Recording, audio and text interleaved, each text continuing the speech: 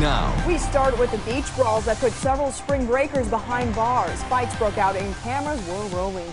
Police rushed to the beach to break up the fights. Tonight, the consequences as a result of the violent vacation. Local 10 News reporter Michael Seiden, he's live on South Beach with the latest tonight. Michael. Well, Carlos and Cheyenne, if you were hoping for a relaxing day on the beach, this is not the place you wanted to be. We saw thousands of spring breakers out there enjoying the final minutes of sunshine, but it was pretty under control, nothing like we saw overnight. Take a look at this. These are some of those videos that were going viral on social media. You can see this wild crowd of spring breakers clashing with police.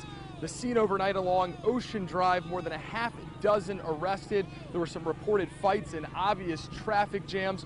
Fortunately, though, no serious injuries. Now, of course, Miami Beach police are out in full force, about an extra 30 cops on duty. This is part of their spring break task force. Obviously a huge increase in tourists here, so police want to just be ready for just about anything. Now, minutes ago, the beach closed for the evening, closing before sunset because of the mess that has been left behind on our beautiful beaches. Take a look at this ugly sight, not what we want to see. In fact, I've seen a number of volunteers who live here in Miami Beach. They've been out here helping to pick up the trash. Now again, most spring breakers we spoke with telling us they're just out here trying to have fun and not cause any trouble.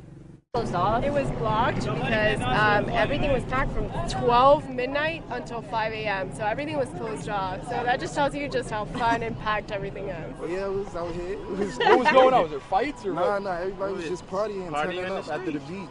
So we just came in the street and just started turning up and having fun. And you're getting another live look here in South Beach. Again, just spoke with the police department. They told me so far today, no arrests, but again, they are out here.